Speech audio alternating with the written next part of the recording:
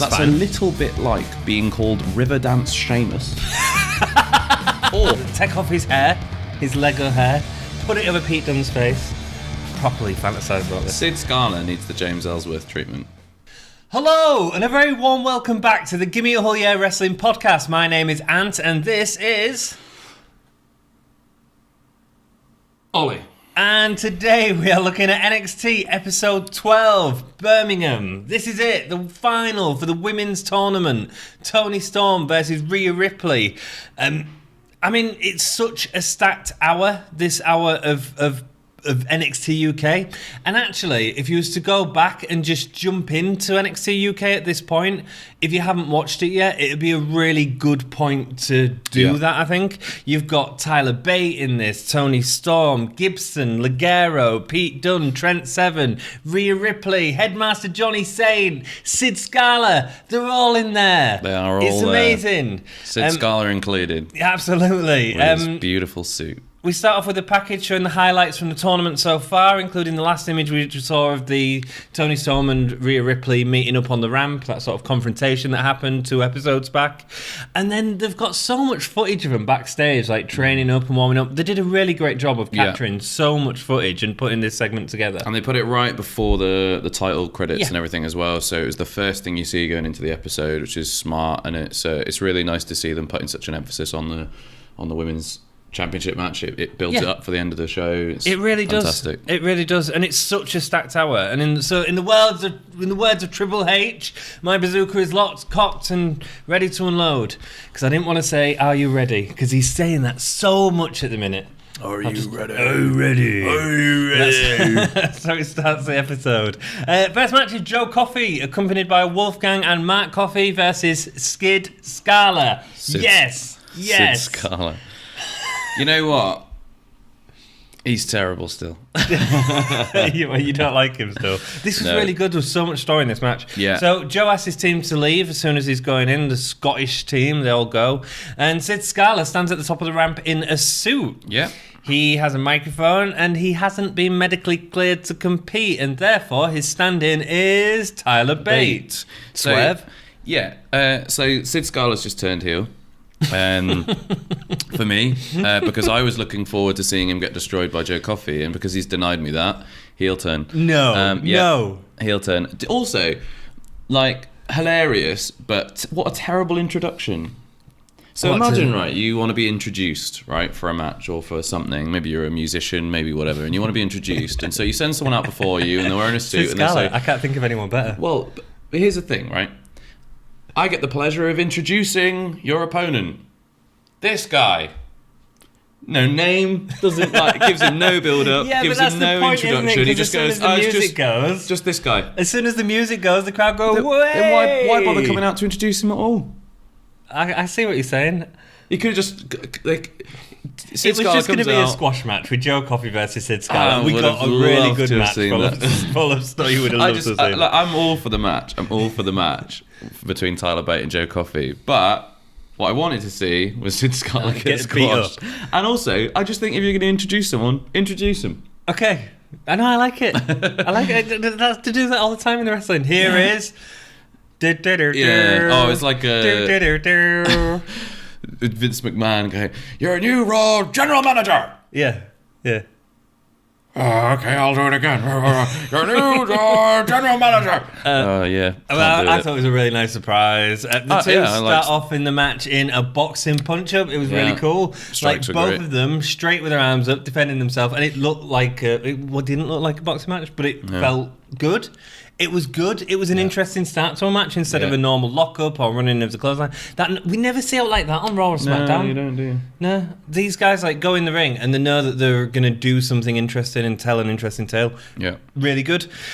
Speedy start, wasn't it? It's what, sorry? Speedy start as well. Yeah, man. They really went at it. Tyler Bae just dived in there, threw his towel on the ring rope as he went in, and then just goes for it.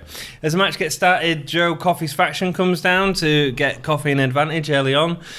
Coffey was using Tyler Bate's taunts to wind him up. That was great, standing in the middle of the ring with his... Did you see Tyler Bate nearly drop kick a woman in the audience?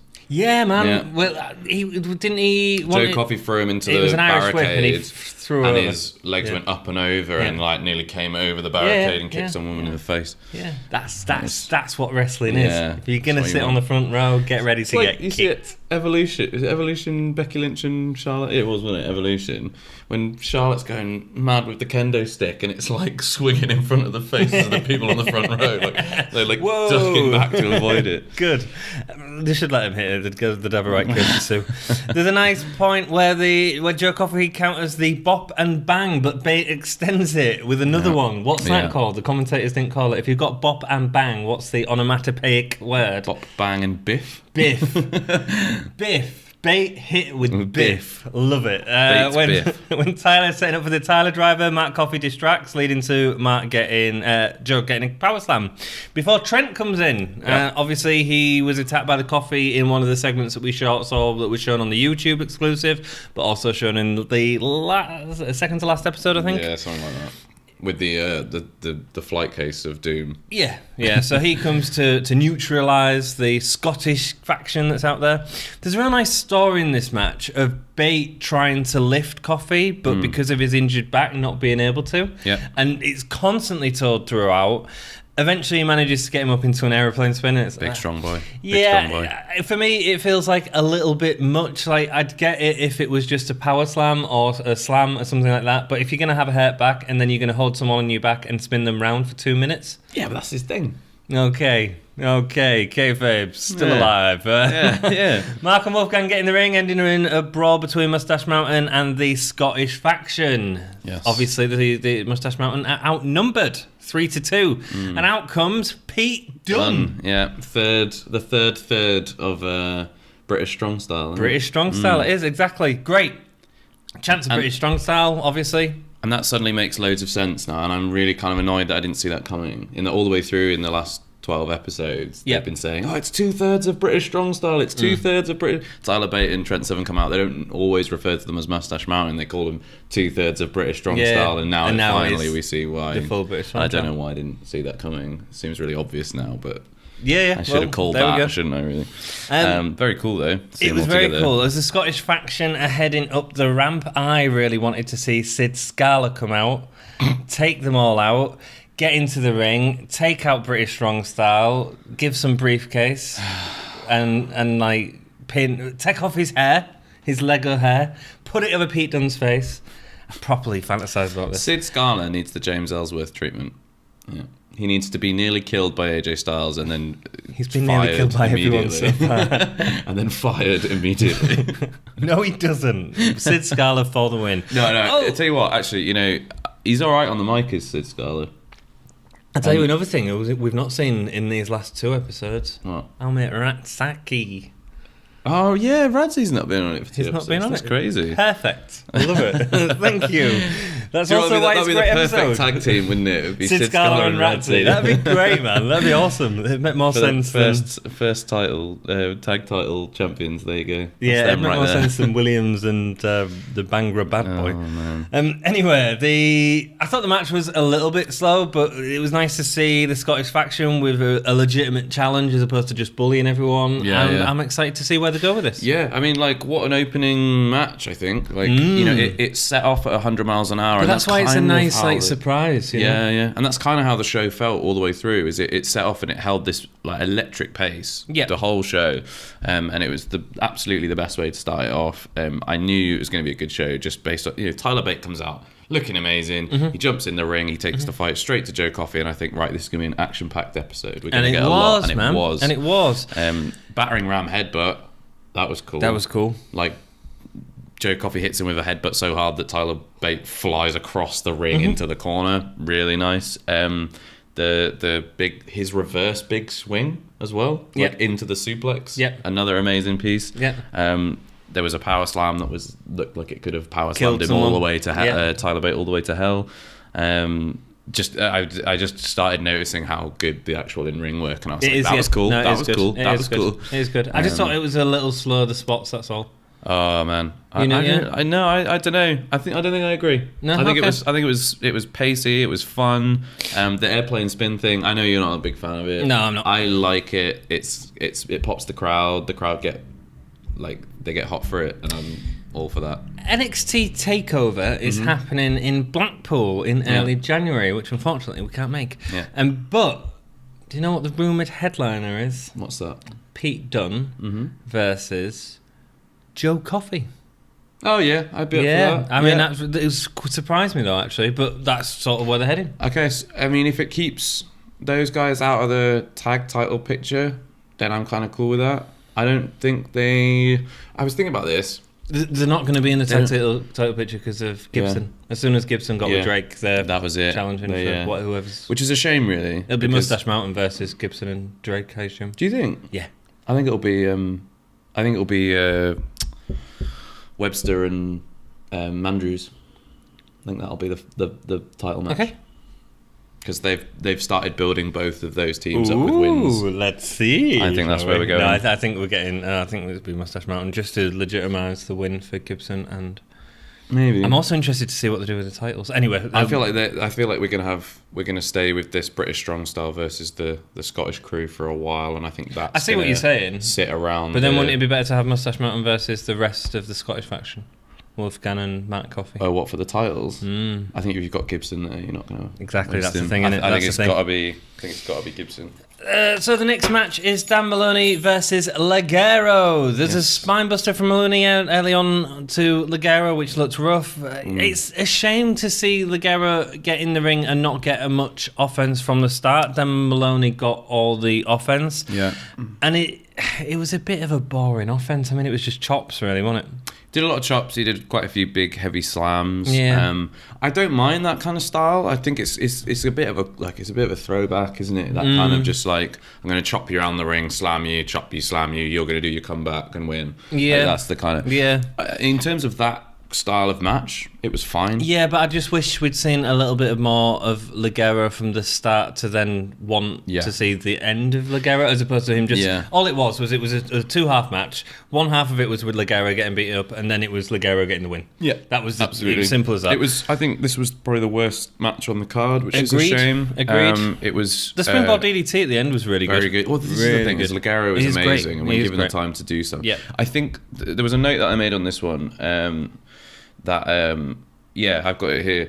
Quite a good match, just not a demonstration of how good Ligero's storytelling skills are. No, and it wasn't, was it? No, it wasn't. You're right. No. It was two halves of a match. It was Ligero. And it's nice to see Ligero using his ring style and using the ring and using the ropes to get his offense. You know, with the springboard DDT, for example. I like when he hops over the ropes, delivers a kick, runs along to the next turnbuckle. Dan Maloney runs again, and he ducks out the way and does it again. Yeah, it's great. It's great. Nice. Ligero's awesome. The problem I've had, and it's the problem I've had with Ligero's booking since day one of NXT UK, is that they don't give him the opportunity to do all the really good flippy comedy stuff that he does, actual storytelling that he does at the beginning of a match. You go back and watch him against Martin Kirby, and they have this amazing match where it's funny. And he wraps him up and he does all kinds of stuff, and they roll around and it's silly, but it's a really good opportunity to demonstrate how good of a storyteller he can be while still being really funny. Yeah, but then you do that with British strong style, so the whole aeroplane spin and stuff like that. So why not get El Ligero get in and do it? I don't think they trust him yet. I don't think they know how. Which is a shame, because it is a shame because he's great. He's amazing. Yeah. Next up, we have Amir Jordan, Kenny Williams versus Zack Gibson and James Drake. Before we go into the match, though, if you're enjoying the episode, if you hit that thumbs up button, it really helps out the channel. Subscribe by pressing the big red subscribe button and press the little bell icon, which is the ring bell, ding ding ding, to get notifications on when we're next getting episodes. We're trying to do these as quick as possible, and thank you for all your feedback on the last episode in terms of what we want to see us do in the future. So into the match, Amir Jordan and Kenny Williams. Man. Okay, so commentary, they call him both the Bollywood boy, and the Bhangra bad boy. The two don't go together, do they? Well, I looked this up, right, because I wanted to know what that actually meant. Okay. Bhangra is a type of music or Hindi folk dancing, and Bollywood is Hindi movies. So that's a little bit like being called Riverdance Seamus, or, and this is where Fandango. It's a little bit like being called Fandango. Except that I'm pretty sure Fandango's like Canadian. Yeah, he is. Not Spanish. No, Fandango's but awesome. he looks Spanish, according to Vince McMahon, why not? Dude, Yokozuna looked Japanese, apparently. Yeah.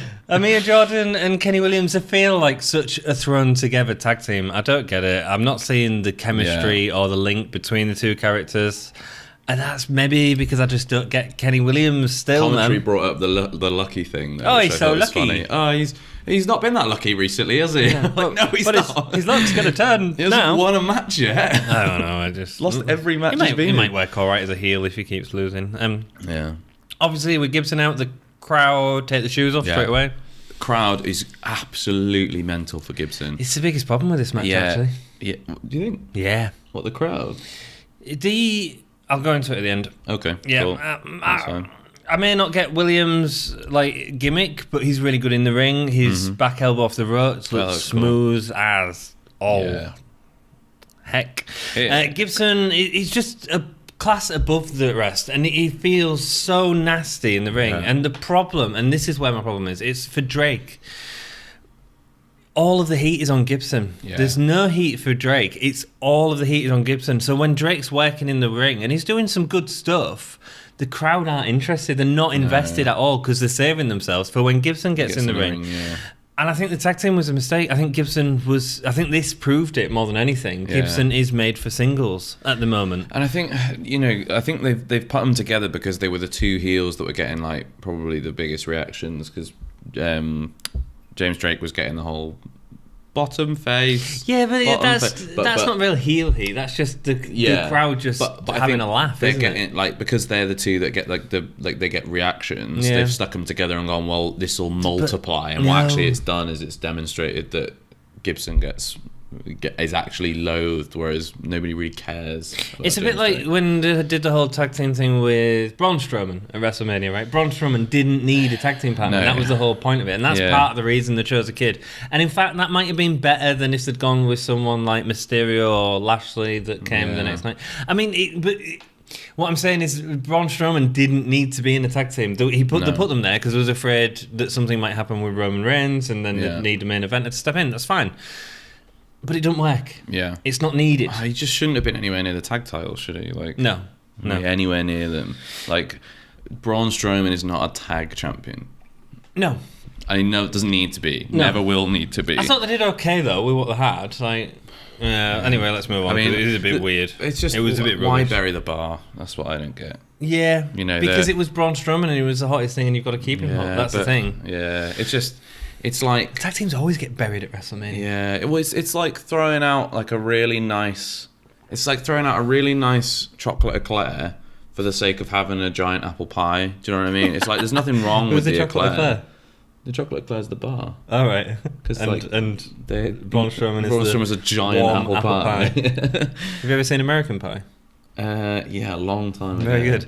We get to see the Drake double team move. So Drake and Gibson. Drake sort of holds him in a tombstone pile driver position, flips him up, and then into like a code breaker. Into the code breaker or lung blower, or whatever you want. They're calling it a Ticket to Ride. Great name. Yeah. Better than Shankly Gate. I like the name. I like the move. It's cool. I enjoyed the match. I do. I just think Gibson steals the spotlight too much. He's a genius as well. He like is. You look at stuff like the leg tackle. I don't think I've ever seen that in a tag match before. As simple as it sounds. I know what you mean. Yeah. I don't think I've seen it. No. Like not that I can remember, It's or maybe great. just not executed that well. But like everything he's so feels so desperate nasty. to stop him from tagging. Yeah. It's not a case of like he grabs him or he like He pulls him back. It was like mentality on the level of like the Revival when they were doing really clever stuff to Another prevent, great tag team. to prevent tags and stuff. Gibson just always seems like he knows what's going on in the ring. Do you know? It was like when he ducked back out of the way. I think Ahmed Jordan was going for him, and he just like ducked back out of the way. Ahmed Jordan ended up on his knees, and he drove back in as soon as the opportunity was there. Yeah. He was backing away, straight in. Clinical, goes. He's going for the win. He's always going for the win. It's that in-ring tactility. Tactality. Mortal Kombat. Tactical. That's the word. So no, I do think he's great, and he does in many respects remind me of the Revival and the stuff they were doing in NXT, which was great, really great stuff. Smart in ring. Smart stuff, yeah, really smart and nasty. Nasty. Next match is Rhea Ripley versus Toni Storm. Again, wow. What a match. What a match. It's Screamo versus Glamrock. Who wins? Oh, man. Screamo or Glamrock? For me, it's Glamrock. Glamrock's the party, baby. Not a big fan of Screamo. Screamo's fine in small doses. Tony. Very small doses. I mean, it's so good. Johnny Saint comes into the ring with the NXT very UK cheesy Championship. Music. Which one for Johnny Saint's music? Very cheesy. Boom, boom. Yeah, it was really... kind of like, I don't know. It just felt very cheesy to me. It wasn't the music I'd expect Johnny Saint to have. No. I don't know. Felt cheesy. I think I've heard it before, but I don't know where.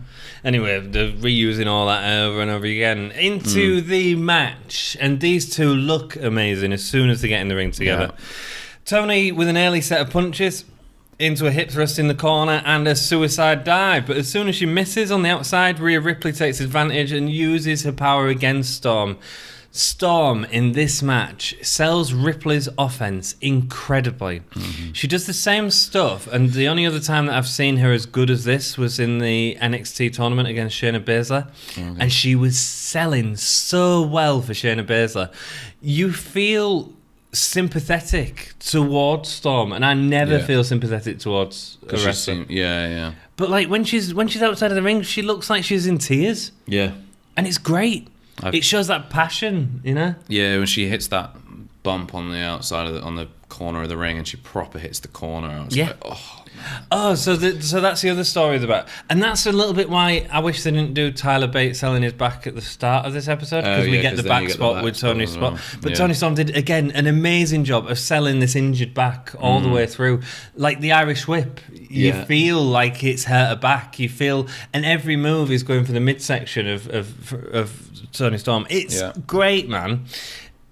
Ripley gets the standing cloverleaf, which we've seen in all the matches that she's done in the tournament. And it's really cool, but it still needs something. Needs like a knee in the knee driven in, or it needs just something extra to a little bit more. But I like the fact that it's different. It's something that we don't always see, and it really highlights her strength. It does, like how that it plays into her character very well. I like it, and it feels vicious as well. And all the beatdowns that Ripley's giving her feel vicious during this match. It's great. Also, really good referencing on commentary around this point as well. When they'd spoken about Toni Storm's, they were really selling the back injury of Toni Storm, and they referenced the Tegan Nox match with Rhea Ripley, which is where Tegan Nox was legitimately injured and had to, and the match was done by it was stoppage. Right. They said maybe that'll happen again here because Rhea Ripley's injured. Was that part of the Mae Young Classic? Right. So calling back. Yeah. Right. Cool. No, great. So it's a really nice reference. Like obviously really unfortunate for Tegan Nox. Yeah. She's amazing, but she was legitimately injured, and then they referenced that in this match to say like, maybe Toni Storm, another victim of Rhea Ripley. That's such good building her up as a monster. Make the most of a bad situation. That's absolutely it. And I'll say at the end, Storm takes Rhea to Suplex City with two Germans and a fisherman suplex to finish it off for a pin attempt. Beautiful. The first German, was awesome. Like the way Ripley landed and then tilted the head, and it looked safe as well, but at the same time, it looked devastating. Good. Storm goes for the Storm Zero, but Rhea backdrops Storm out of the apron. When they're back in the ring, Storm goes for Storm Zero again, but her back gives. I don't think she sold the back giving very well. She did it like straight away. It didn't look like she'd put any effort into getting the Storm Zero, and then just went straight away. I think little moment. But anyway. And then Rhea Ripley gets the Riptide for the win. But it's an incredible match, and it's an incredible match because Toni Storm is so good at selling that emotion, and it makes you feel invested as a watcher. Similar to what Becky Lynch is doing now, she gets the audience behind her, and that's great. And you know what? And it's like Toni, all credit to Toni Storm. She's incredible, and she's been absolutely integral, I think, in particularly this early stage of NXT UK. I want to say though, Rhea Ripley has absolutely held her own all the way through. And what was really telling was that there was actually a dueling chant between Toni Storm and Rhea Ripley. Some of the fans were actually behind Rhea Ripley. Yep. And I think that goes a long way to show just how impressive she's been throughout NXT UK. She's been fantastic, and she's really won people round. Yeah, I really do wish we'd seen a little bit more of her in the Cambridge tapings, because she wasn't at the Cambridge tapings, and that would have helped set her up a little bit. I think even just one squash match would have helped her out. I think, but she's done great, man. Yeah, she's done great, and both of them have done great in the Mae Young Classic. I missed out the whole point of the match. So at the start of the match, Rhea Ripley obviously does the awesome apron spot where she lands. That's where she lands on her back, and that's why she's got the hair back. It's great. Screamo's good, but Glam's still a party. Johnny Saint gives her this is the bit I didn't like. I really didn't like it. Oh, because she was really happy, wasn't she? She was really happy. She was saying I don't want to see Rhea Ripley happy and saying thank you for the opportunity. Yeah. And what I wanted her to do is grab the title and just go stand on the turnbuckle, and for them to be... And you can do all that in the back. You know, you can do that. I appreciate that. Thank you so much. That's fine. I think maybe it's like it's that bit of the segment came more about establishing the NXT UK Women's Championship and less about Rhea Ripley. Yeah. I wonder whether it's they wanted that footage. They want a press shot. Yeah. Yeah. Yeah. And so they want a champion standing there smiling and being... I don't want her to smile. No, I don't either. I want her to scream! Yeah, and like... It's really random. Like, do you think Triple H looks like the Mr. Monopoly Man? He doesn't. With his big bushy mustache that he's got going on. Look like the Monopoly Man if he just took his top hat off, like a really henched out Monopoly guy. You must be the Monopoly Man. What are you giving this episode? Oh man, oh god, we're there already, aren't we? We're there, dude. We made it to the end. Oh, that was one of the best matches that I've seen for a long time. I really enjoyed it. Absolutely. Yeah, great. So, I'm going to give this episode. You're gonna go really 4 high. stars. Oh, he's going high. He's going high. Okay. So here's my thing, right? Yeah. I'm not comparing it to pay-per-views. I'm not comparing it to anything else. I'm just comparing it to 1-hour episodes of NXT UK. Rock and roll. As far as I'm concerned, you would have to do quite a lot to get a 5-star. Yeah. For that, it would have to be perfect. I don't think it was that far off. It was good. A great episode. I'm going to give it 3.5. I think there was some great storytelling. I think there was a couple of missed spots, and a few of the matches were a little slow. But yeah, no, it was a great episode. 3.5 is really good. Yeah. Right? It's really good to go and watch. So go watch it. If you've not watched NXT UK, this is a really good episode to jump in at. This is the first classic episode, I think. This is the first, like, you have to see that episode. It feels so... Yes, I agree. Yeah. Do you know what I mean? You know, like, not you get, just like, because of the women's tournament, but because of everything else that's going on and being built up to as well. So, you know, like, you have those classic episodes of Raw or SmackDown. You have classic things that you think, like, that's the one. It's got the match on it that you should definitely see. It's, like, the one that you remember. I think this is the first one of those we've had. NXT UK, episode 12. It's awesome. Go watch it. It's really right good. Now. Really good. If you haven't, why are you watching this? It's only an hour as well. Like. And that's the other thing, man. I mean, look at the rest of the tripe that WWE is putting out at the minute. And this is by far the best thing. I haven't watched NXT from last night, but I've seen the highlights of other stuff. And this is by far the best thing that's been that I've enjoyed watching from WWE this week. It feels like I'm assuming that's going to be the last one in Birmingham. Yeah, I would assume so. So the next set, unless I think it's going to from this point on, it's going to feel like the prologue is done. Yes, we're into like the storylines are now established. Our characters are established. We know who's there. We know what's going on. We've had everybody introduced. Let's roll on. It's been really hard from a podcast point of view because we both work. I'm trying to find time to meet up. It's been really hard to do these episodes where it's 2 episodes a week, but I'm really thankful that they've sort of jumped right into it. Yeah. If not, we'd be watching this in January. Yeah. You know, it really won't work, especially I think they had to get the Women's UK title out there because they clearly want to push the women's division, which is fantastic. Great, wonderful. And in order to do that, they had to get the title out there, didn't they? They did. So let us know what you think. Have we got any comments from the... We did have one comment, didn't we? Sorry, I forgot to mention this. No, it's good. We had that. It was that from thing. my man Jamil. Yeah, Jamil Mendoza said, "I like Ginny and hope to see more of her." I like Ginny. I like Ginny now too. More. Isn't that weird? You hated her at first. I did, but she's absolutely class in the ring. She is, yeah. And I understand the gimmick now. Yeah.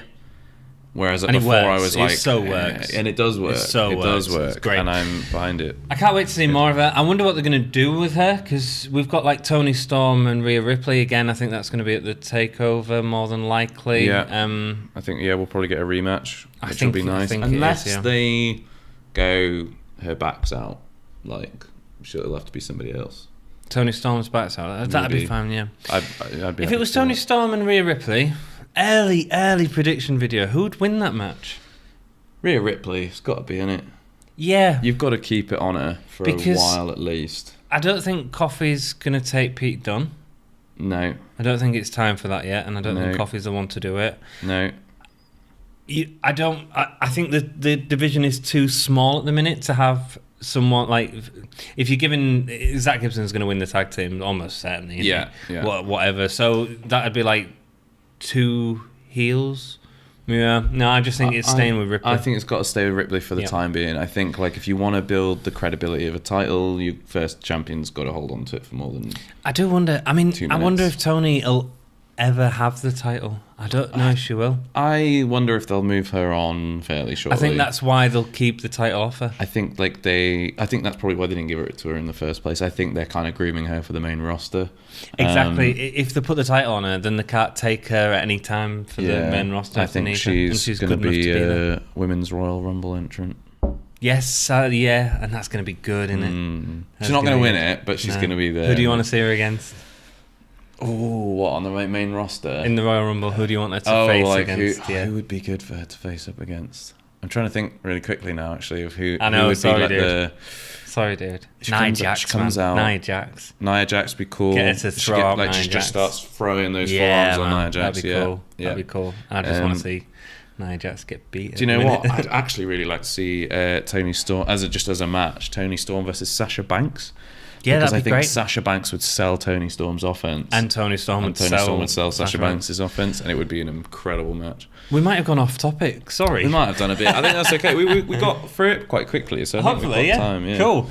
Thank you so much for watching. We really appreciate it. Go and... You didn't give your favourite match or... Oh, sorry, dude. performer. Right, we'll stay with it a bit longer. Favourite match was... Favourite match. I mean, seriously, do we need to do that this episode, though? I mean, I think there's been a few episodes where like that. I think I'm going to go for... my favourite segment was Sid Scala's promo. No, Rhea Ripley versus Toni Storm. Easily. Great. And her best performer?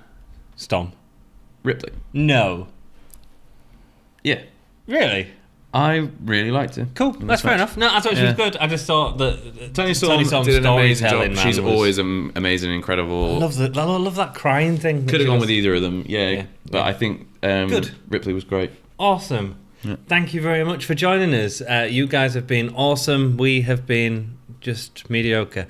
Join us on Facebook and Twitter to get the latest updates on when we're posting new episodes, and support us on Redbubble if you want a t-shirt. I was going to do that, and then I realised that this is a WWE live show. Your double branded Raw and SmackDown thing from when we went to see it, and it wasn't. Yeah, it wasn't double branded. Thank you, WWE. Sorry, I got to see AJ Styles, and I was about this far from him. It was great. Was you? Yeah. Did you smell him?